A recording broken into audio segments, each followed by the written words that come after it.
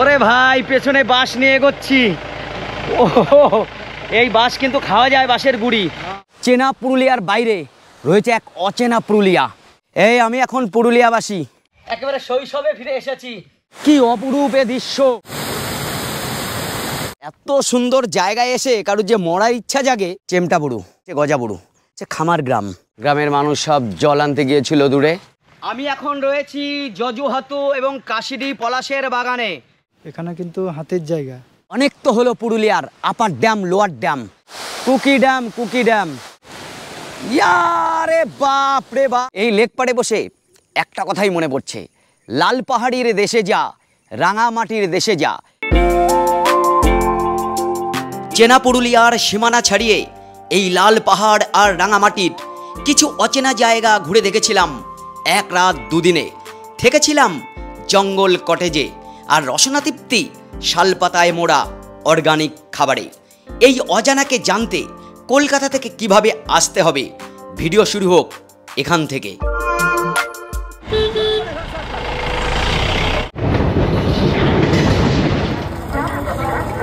আবারও নতুন ব্লগ। আর এই বৃষ্টির মধ্যে আমি এখন যাচ্ছি পুরুলিয়া। হাওড়া থেকে 18011 চক্রধরপুর এক্সপ্রেস, যেটা হাওড়া ছাড়বে রাত 12টা 5-এ আর পুরুলিয়া পৌঁছাবে সকাল 6টা 30-এ। আমরা ভেতরে ঢুকে যাই। আমি স্টেশনের মধ্যে ঢুকে গেছি।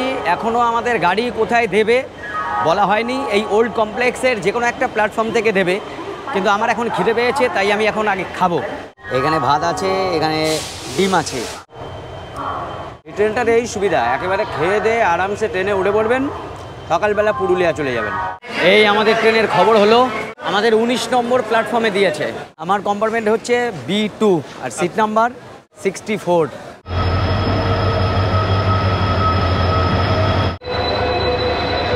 হাওড়া আদ্রা চক্রধরপুর।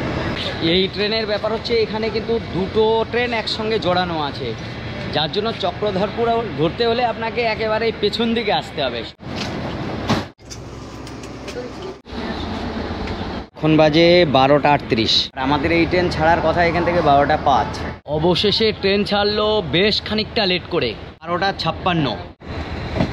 আর রাত 1টা বাজলে যা হয়, আর একটু সময় নষ্ট না করে এখন ঘুমোতে হবে। কাল সকালে আবার দেখা হচ্ছে।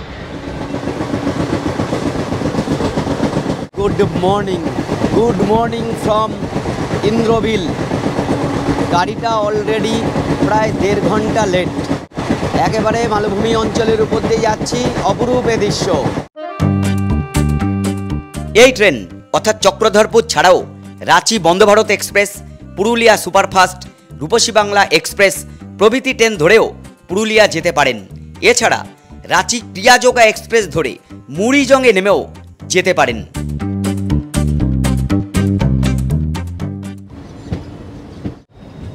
পুরুলিয়া অবশেষে 322 কিলোমিটার রাস্তা পাড়ি দিয়ে আমরা পুরুলিয়া পৌঁছালাম, প্রায় 15 ঘন্টা লেট করে। এখান থেকে আমরা যাব 1 নম্বর প্ল্যাটফর্মে, পুরুলিয়া হিল কুইন রিসর্ট। যে রিসর্ট আমরা বুক করেছি পুরুলিয়া অফবিট জায়গাগুলো ঘুরে দেখার জন্য। আপনার তো হোমস্টেতে বলে রাখলে ওরা গাড়ি পাঠাবেই, আর যদি আপনি নিজে থেকে গাড়ি বুকিং করতে চান তাহলে স্টেশনের বাইরে এখান থেকে আপনি বুকিং করতে পারবেন। এই যে গাড়ি নিয়ে দুজন চলে এসছে, এই দীপঙ্করদা রয়েছে আর এই হচ্ছে আমাদের সোনু ভাই। প্ল্যাটফর্মের বাইরে এরকম প্রচুর গাড়ি রয়েছে। আপনারা কি বললেই হোমস্টে থেকে গাড়ি পাঠিয়ে দেন, নাকি কেউ যদি এখান থেকে গাড়ি নিতে চায়? না, আমাদের যদি বলে আমরা গাড়ি পাঠিয়ে দিই, না হলে এখান থেকে নেমেও অনেক গাড়ি অ্যাভেলেবেল আছে। ভাড়া নেবে 1800 মতো নেবে, শুধু ড্রপ। এইটা বাহ বাহ বাহ, বিশাল বড় গাড়ি বোলেরো দিয়ে দিয়েছে। চা পান করে পুরুলিয়া স্টেশন ছাড়ার পর আমাদের প্রথম প্ল্যান ছিল রাস্তায় কোথাও ব্রেকফাস্ট করব, আর বাকিটা ব্রেকফাস্টের পরে বলছি। তো যেতে যেতে আমরা এখন দাঁড়িয়ে গেলাম টামনা। এই টামনাতেই আমাদের ব্রেকফাস্ট হবে। এই হচ্ছে পুরুলিয়া, মানে একদম সকাল থেকেই পুরুলিয়ার এই বিখ্যাত চপ ভাজতে শুরু করে দিয়েছে। পুরি গরম গরম, আর সেই সঙ্গে বাঙালির প্রিয় রসগোল্লা। পুরুলিয়া থেকে হিল কুইন রিসর্টের দূরত্ব 51 কিলোমিটার। গাড়িতে যেতে সময় লাগবে 1.5 ঘন্টা, আর যেতে যেতে বেশ কয়েকটা পয়েন্টও আমরা দেখে নেব। আপাতত রাস্তার দুদিকের সৌন্দর্য দেখুন।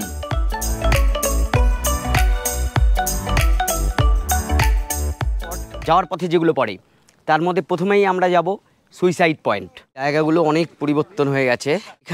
এখান থেকে সামান্য একটু আপনাদের পায়ে হেঁটে নামতে হবে। পুরুলিয়ার প্রত্যেকটা জায়গায় খুব সুন্দর, আর বর্ষাকালে মানে তার রূপ সম্পূর্ণ পাল্টে যায়। এই দেখুন কাদের সঙ্গে দেখায় যে এরা। ডান দিকে রয়েছে মুরগমা লেক। ওয়াও, এখান থেকে সামনের ভিউ কিন্তু অসাধারণ ভিউ। পুরো মুরগমা লেক, তার একটা পাড়েই রয়েছে এই সুইসাইড পয়েন্ট। কি সুন্দর ভিউ এখান থেকে। ওরে বাপরে, এই জায়গাটা কিন্তু গহীন খাত। এটার আরেকটা নাম আছে। সেটার নাম কি? এটা হচ্ছে উকাম্বুরু ভিউ পয়েন্ট। উকাম্বুরু, হ্যাঁ, ওটা একটা আঞ্চলিক নাম। আচ্ছা, হ্যাঁ, এখানকার লোকাল। এখানে সুইসাইড পয়েন্ট কেন বলা হচ্ছে? বলা হয় যে কোনো কাপল তারা এখান থেকে সুসাইড করেছিল আর কি। এটা কি সত্যি ঘটনা? হ্যাঁ, একদম সত্যি ঘটনা। তারপর থেকে এই পয়েন্টটার নাম সুসাইড পয়েন্ট, এবং এটা অনেক পুরনো ঘটনা আর কি। এটাই আমাদের ফার্স্ট পয়েন্ট ছিল পুরুলিয়া ভ্রমণের। সত্যি রিসর্টে যাওয়ার পথে এরকম দৃশ্য যদি দেখা যায়, দেখতে দেখতে রিসর্টে পৌঁছানো। এই পয়েন্টের নাম সুইসাইড পয়েন্ট, জানেন তো আপনারা? এত সুন্দর জায়গায় এসে কারোর যে মরার ইচ্ছা জাগে, এটাই হচ্ছে ভাবার বিষয়। সুইসাইড পয়েন্ট আমরা দেখে নিলাম। এরপরে আমরা যাব মুরগুমা ড্যাম দেখতে।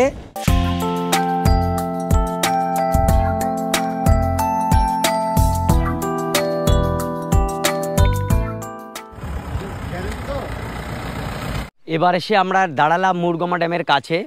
এই ড্যামের জল যখন ভরে যায়, ভরে গেলে এইটা উপচে নিচে পড়ে। এইটা কিন্তু দারুণ। সোনু ভাই আমাদের গাড়ি নিয়ে ওখানে দাঁড়িয়ে আছে, একদম লেক পাড়ে মুরগুমা ড্যাম। হয়ে গেল মুরগুমা ড্যাম দেখানো। এরপর আমরা এইখান থেকে চলে যাব সোজা আমাদের রিসর্টে। যাওয়ার পথে আপনারাও যদি আমাদের মতো এইভাবে প্ল্যান করেন, তাহলে এইগুলো দেখে দেখেই একেবারে রিসর্টে চলে যেতে পারবেন। রিসর্টে যাওয়ার রাস্তা দুদিকে পলাশ গাছে ভরে আছে। হিল কুইন রিসর্টে যাচ্ছি আর ভাবছি মানে কি প্রত্যন্ত অঞ্চলে এটি অবস্থিত। এই আমরা এখন পাহাড়ের কোলে এই মামুরি গ্রাম। Hill queen eco resort. আমরা আমাদের রিসর্টে ঢুকছি। ঢুকতেই তো মন ভরে যাচ্ছে একেবারে। এত সুন্দর কালারফুল দেখছি। পুরুলিয়ার আদি ঘরানায় তৈরি হয়েছে এগুলো। সামনে এগুলো টেন্ট। হ্যাঁ, আমাদের সম্ভবত এই কটেজটা নাকি? বাহ, আমাদের জন্য পলাশ ঠিক হয়েছে, তাই তো? তাহলে এবার আমরা পলাশে ঢুকি।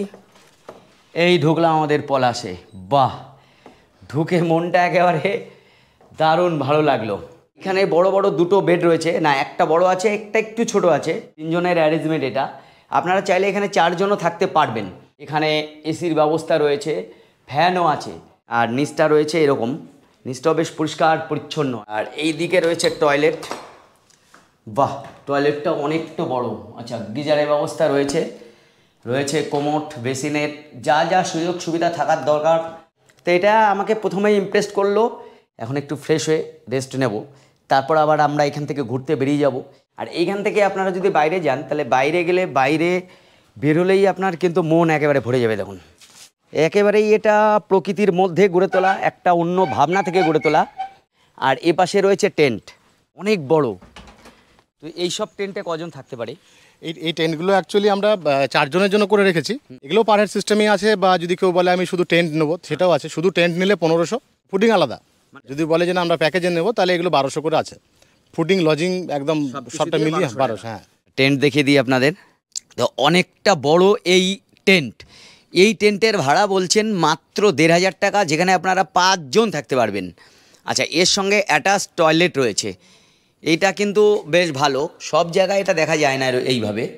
আচ্ছা, বেশ টয়লেটটাও অনেকটা বড়, পরিষ্কার পরিচ্ছন্ন। এবং টেন্টের মধ্যে এই দেখুন, এখানে সোফা দেওয়া রয়েছে, ফ্যানের ব্যবস্থা রয়েছে, এই যে এখানে কুলারের ব্যবস্থা রয়েছে। একেবারে গহীন অরণ্যের ভেতরে গড়ে তোলা এই কটেজ। এইখানে হচ্ছে ডাইনিং স্পেস, খাওয়া দাওয়ার ব্যবস্থা এখানেই হয়। আপনার এখানে খাওয়া দাওয়ার ব্যবস্থাটা কীরকমভাবে হয়? আমাদের এখানে মিল সিস্টেমও হয়, প্যাকেজ সিস্টেমও হয়। প্যাকেজটা বলি, প্যাকেজ হচ্ছে 700 টাকা প্যাকেজ থাকে। একদম ব্রেকফাস্ট, বেড টি থেকে একদম ডিনার, লাঞ্চে মাছ, আর রাতে ডিনারে চিকেন, পুরো প্যাকেজ। আর সন্ধ্যা ইভিনিং স্ন্যাক্স, এই পুরো প্যাকেজটা হচ্ছে 700। অনেকটা এরিয়া জুড়ে কিন্তু কটেজ গড়ে তোলা হয়েছে। এই রকম জায়গায় বসে আপনি সময় কাটাতে পারবেন। পুরুলিয়ার একেবারে অফবিট জায়গায় গড়ে উঠেছে এই পুরুলিয়া হিল কুইন রিসর্ট। এই যে এই জায়গায় আবার রয়েছে দোলনার ব্যবস্থা। এইভাবে এই দোলনায় বসে চা খেতে খেতে কিংবা প্রিয়জনকে পাশে বসিয়ে দোলনায় বসে একটু দোল খেলেন, একেবারেই প্রত্যন্ত অঞ্চলে। এইটা আমার সব থেকে ভালো লাগছে। আপনি গুগল ম্যাপে দেখতে পারেন এর লোকেশনটা কোথায় আছে, লাভ চিহ্ন করা রয়েছে। এইখানে আপনি ফটোশ্যুট করতে পারেন। ফুল ফুটেছে, এদের নিজস্ব যে ফার্ম হাউস বলা যায়, অর্থাৎ এইখানে এদের কিন্তু সব কিছু এই চাষবাস হচ্ছে একেবারে অর্গানিক পদ্ধতিতে। আম, ওদিকে লেবু, নানান রকম ফল এবং ফুল দিয়ে সাজানো এই পুরুলিয়া হিল কুইন রিসর্ট। এখন এই যে রুমটা দেখছি, এই রুমের ভাড়া কেমন আছে? এইগুলো রুম অ্যাকচুয়ালি 4 বেডেড রুম। হ্যাঁ, 4 বেডেড রুম যদি কেউ শুধু রুম নেয় নন এসি, হ্যাঁ। নন এসি হচ্ছে 2000 টাকা করে লাগে এগুলো, আর এসি নিলে 2500 এসি। আর যদি এগুলোকে আবার প্যাকেজ হিসেবে নিয়ে নেয় হ্যাঁ। তখন নন এসি হচ্ছে এই 1400, হ্যাঁ, আর এসি নিলে 1600, একদম ফুডিং লজিং সব সমেত। আর অফ সিজনে আমরা 10% বা 15% ডিসকাউন্ট দিই, আর আপনার ভিডিও থেকে এলে তো অবশ্যই 15% ডিসকাউন্ট সরাসরি। রিসর্ট থেকে বেরোলাম, এবার যাব খাবো আর কি, দুপুরের খাবার। ডাইনিং হলটা বেশ ভালো, এসো বসি আহারে। এই চলে এলো আমাদের দুপুরের খাবার, শালপাতায় সাজিয়ে দেওয়া হয়েছে। তো এই ম্যানেজারবাবু আছে, ম্যানেজারবাবুর নাম কি? সিন্টু গড়াই। হ্যাঁ, উঠছে। আর আলু পটল এটা ভুজিয়া করেছিলাম, আর শাক ভাজা আছে আপনার, এটা বাঁধাকপির সবজি আছে, আর মুরলা মাছ, মুরগু মাটের মাছ আছে, আর রুই মাছ, এটা ডাল, স্যালাড। খাইবো আমি মনের সুখে, কি আনন্দ লাগছে বুকে। প্রত্যেকটা খাবারের আইটেম খুবই সুস্বাদু। এর মধ্যে অনেকগুলো অর্গানিক খাবার আছে ওনাদের। মৌরালা মাছের যে টক ছিল এবং এই যে রুই মাছ আমাদের দেওয়া হয়েছে, এটা এখানকারই মুরগমা লেকের, বাসি পচা কিছু নেই, সব একদম টাটকা ফ্রেশ। রিসর্টের এই সামনেটা রয়েছে কার পার্কিং এরিয়া। এই যে এখানে খাওয়া দাওয়া শেষে কিছুটা সময় রেস্ট নিয়ে বেরিয়ে পড়েছি আজকের আমাদের প্রথম গন্তব্য মাসকান্ডা ওয়াটারফলসের দিকে। আমরা এখন জঙ্গলের ভেতর দিয়ে গাড়ি নিয়ে ঢুকে পড়ছি মাসকান্ডা ওয়াটারফলসের দিকে। এই মাসকান ফলস আমরা উপর থেকে দেখব এখন। আচ্ছা, গাড়ি এখানে শেষ। এই হচ্ছে মাসকান্ডা যাওয়ার রাস্তা। বামনি ফলস, তুর্গা ফলস, এসব নাম তো সবাই জেনেছেন, কিন্তু মাসকান্ডার নাম শোনেননি। ওই দূরে দেখা যাচ্ছে, আর এই একটা টেলা। এরপরে আমরা পেয়ে যাচ্ছি ওই দেখুন কত দূরে। আমরা প্রথমে এখান থেকে দেখলাম, এরপর এই ফলসের একেবারে কাছে যাব। বলছিলাম এই যে মাছখান্দা ওয়াটার ফলস রয়েছে, হ্যাঁ, এখানে কিন্তু হাতির জায়গা এখনও রয়েছে। অনেক বড় তো জঙ্গল, কোন দিকে আছে বলা যায়নি। পায়ের ছাপ রয়েছে এখনো। হ্যাঁ। কই দেখাও দেখি। এই তাই তো, তো বিরাট বড় পা, আকৃতিটা দেখুন। এই যে এইখানে, এটাই হচ্ছে হাতির পা। এখান থেকে এই জঙ্গলের ভেতর দিয়ে হেঁটে হেঁটে যেতে হবে একেবারে মাসকান্ডা নদীর জল যেখানে পড়ছে সেখানে। সোনু ভাই গাইডের কাজ করছে, আগে যে এগিয়ে যাচ্ছে আর আমরা পিছু পিছু। এই রকম একেবারেই বন্য রাস্তা, পাথুরের রাস্তায় হেঁটে এগোচ্ছি। আর এইখান থেকে একেবারে আমরা চলে এসেছি মাসকান্ডা ওয়াটারফলসের একেবারে কাছে। এই জল আসছে, কোথার থেকে জল আসছে কেই বা জানে, আর এই জল এদিকে চলে যাচ্ছে। মাসকান্ডা ওয়াটারফলসের কাছে একেবারে চলে এসেছি আমরা। এই হচ্ছে মাসকান্ডা ফলসের একটা পার্ট। এটা আপার পার্ট, কিন্তু মেন পার্ট যেটা লোয়ার পার্ট, সেটা আপনাকে আরও অনেকটা ট্রেক করে একদম নিচে নামতে হবে।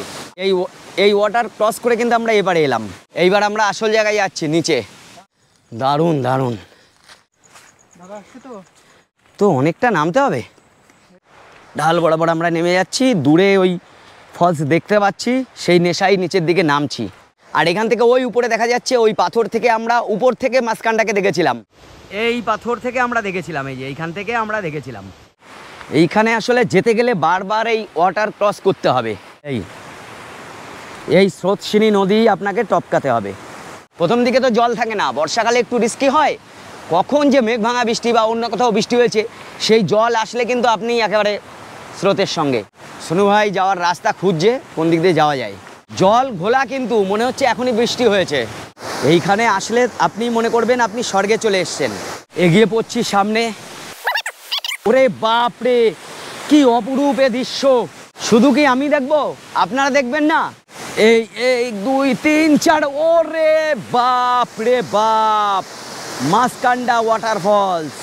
এর জল সোজা চলে গিয়েছে খয়রাবেড়া লেকের কাছে।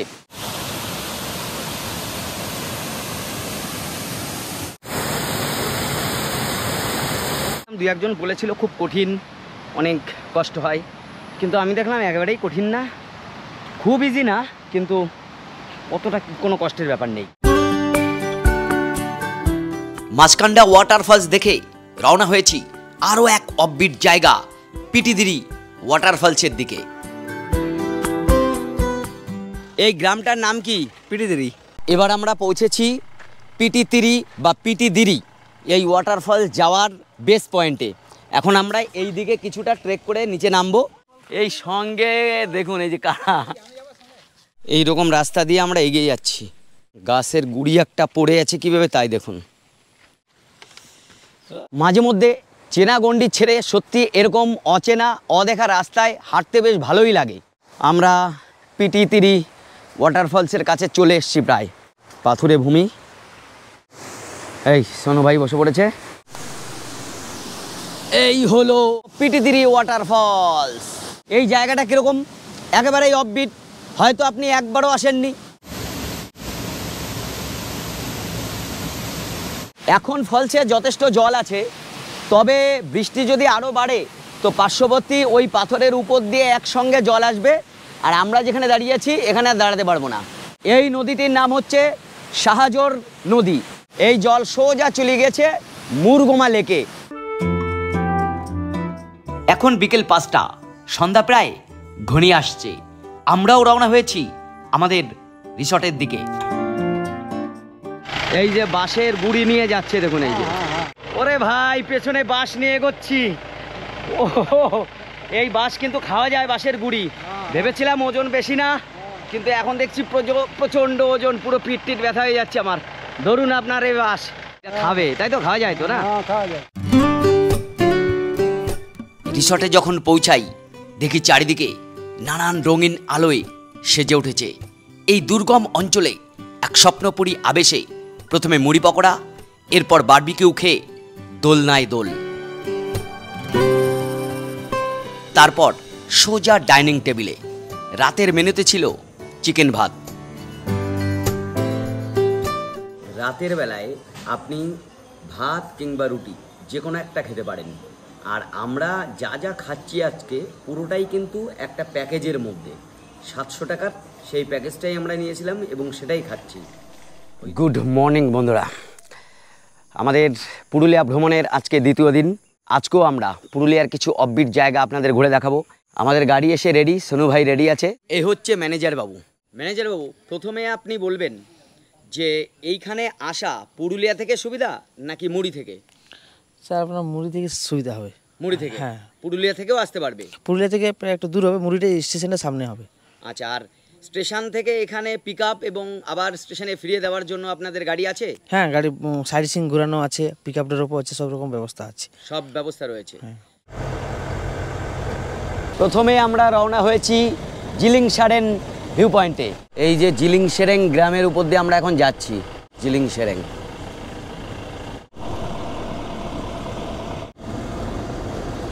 হে বন্ধুরা, চলে এসেছি দার্জিলিং। একেবারে দার্জিলিংয়ের ওই দেখুন টাইগার হিল ওই উপরে নানা ফলস। এটা হচ্ছে গজাবড়ু। গজাবড়ু পুরোপুরি এখন মেঘে ঢাকা গেছে গজাবড়ু। আর এর ঠিক এই পাশে রয়েছে হাতি পাহাড়। এই যে হাতি, আর এই মাথার থেকে এই সুর নেমে এলো।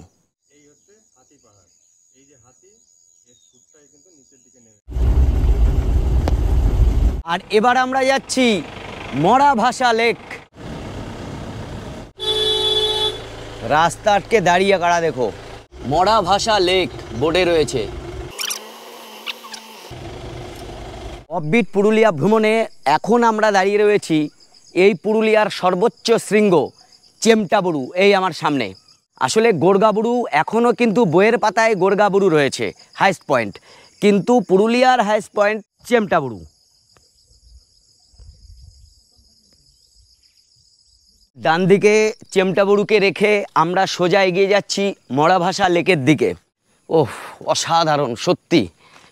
পুরুলিয়ার আনাচে কানাচে এই ধরনের অফবিট জায়গা লুকিয়ে রয়েছে। আমরা খুঁজে পাচ্ছি না, আমাদের খুঁজতে হবে আর কি।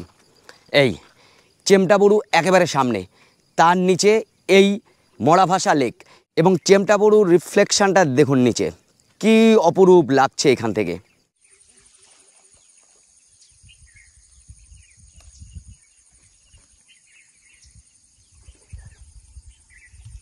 এই চেমটাবুরি যাওয়ার ট্রেকিং রোড হচ্ছে এই যে এইটা, আপনার ঘন্টা 3 লাগবে ওই উপরে উঠতে। মাছের আশায় লেকের মধ্যে বসে আছে পাখি। এবার বলবো যে এই যে মরাভাসা লেক, এর আগের নাম ছিল হচ্ছে ময়ূর ভাষার লেক, অর্থাৎ ময়ূর থেকেই মরা এবং সেখান থেকে মরাভাসা লেক। একেবারেই ন্যাচারাল, কি সুন্দর দৃশ্য। যেতে যেতে দেখা হলো ময়ূরের সঙ্গে। এবারে আমাদের গন্তব্য রূপাই নদী, এ পাশে চেমটাবুরু। ঘুরতে ঘুরতে আমরা এখন দাঁড়িয়েছি রূপাই নদী ব্রিজের উপরে। এই রূপাই নদী আর তার ঠিক উপরে এই জেগে আছে শৃঙ্গমতো, এটা হচ্ছে গোজাবরু। আমরা এবার হেঁটে এগোচ্ছি রূপাই নদীর একেবারে কাছে। রূপাই নদী, রূপাই। সাজুর ব্যথায় আজও কাঁদে রূপাই মিয়ার বাঁশের বাঁশি। পল্লীকবি জসিমউদ্দিন লিখেছিলেন রূপাই সাজুর প্রেম কথা। রূপাই এখনও আছে তার দুঃখের বোঝা নিয়ে, এখনও সে স্রোতস্বিনী নদীরূপে বয়ে চলেছে। যাই হোক, রূপাইয়ের ব্যথা বুকে নিয়ে আমরা এখন চড়ব এই পাহাড়ে। এইখান থেকে এখানে উঠলে 360 ডিগ্রি অ্যাঙ্গেলে ভিউটা পাওয়া যায়।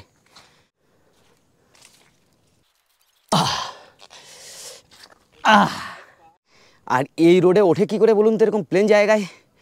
তা উঠতে হবে। কথায় বলে না, কষ্ট করলে কেষ্ট মেলে। আমার পেছন দিকে আপনারা দেখতে পাচ্ছেন, এই হচ্ছে 360 ডিগ্রি অ্যাঙ্গেলে পুরোটা চেমটাবুরু। চলে আসুন পরপর পাহাড়ের সারি, নিচে সবুজ বনানি, আর এই দিকে এটা হচ্ছে গজাবুরু। সমস্ত পিকগুলো এই এক জায়গা থেকে দেখা যায়, 360 ডিগ্রি ভিউ পয়েন্ট যেটাকে বলা হচ্ছে। অসাধারণ দৃশ্য এখানে। যদি আপনারা পুরুলিয়ার এই অফবিট জায়গাগুলো ঘুরতে আসেন, তাহলে অবশ্যই এই 360 ডিগ্রি অ্যাঙ্গেলের যে ভিউ পয়েন্ট, এখানে অবশ্যই কিন্তু আসবেন। অসাধারণ লাগবে এটা। এই আমি এখন পুরুলিয়াবাসী, কেমন লাগছে? হ্যাঁ, কি নাম দাদা আপনাদের দুজনের? শিশু। আর আপনার? রামজীবন। কোথায় এসছি দেখুন, সেন্দ্রেলিয়া পাহাড় এটা।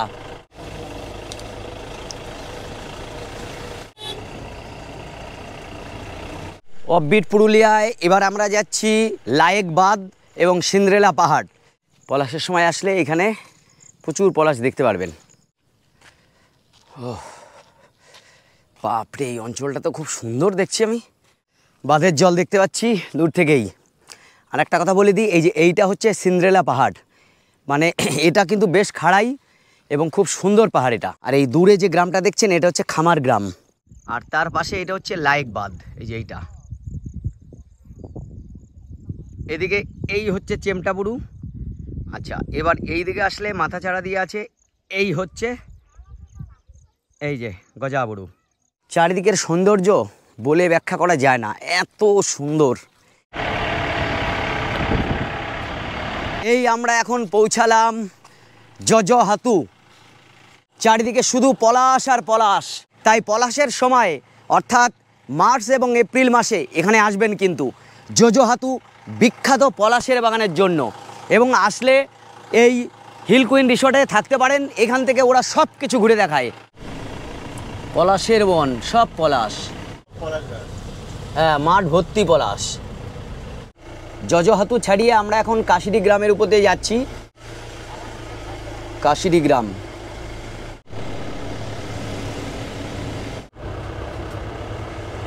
এবার আমরা এই যে ট্রিপে গাড়ির ব্যাপার নিয়ে একটু আপনাদের সঙ্গে কথা বলবো।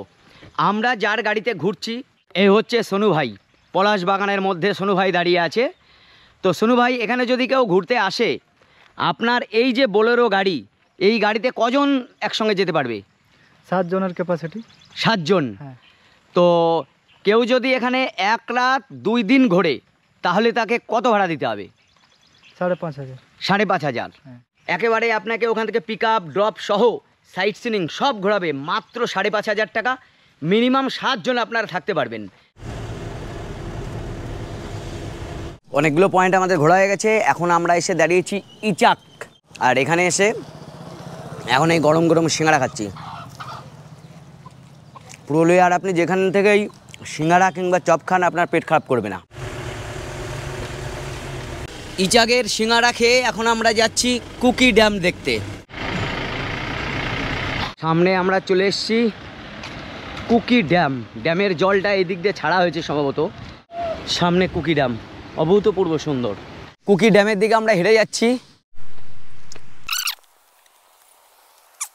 এই চলে এলাম কুকি ড্যাম। অনেক বড় ড্যাম, কিন্তু এটা অনেক বড় ড্যাম। এদিকে জল উপচে পড়ে।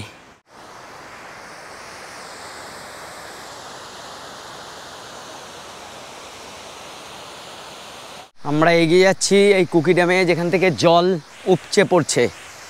ওহ ও হো, কি অপরূপ দৃশ্য রে ভাই। Kuki dam, Kuki dam.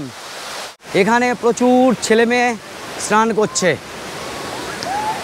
মহা আনন্দে তারা এখানে স্নান করছেন। দেখুন, ইয়ারে বাপ রে বাপ, দেখুন।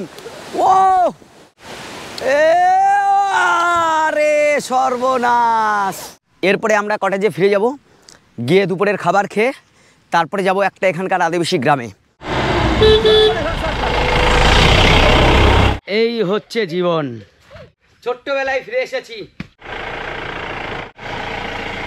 পুরুলিয়া হিল কুইন রিসর্টে আজকে আমাদের দ্বিতীয় দিন। আজকে আমরা দুপুরে খেতে যাচ্ছি।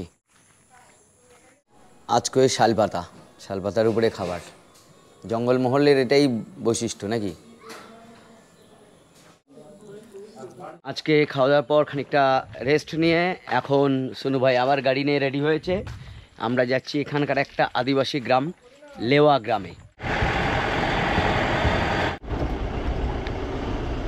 লেওয়া গ্রাম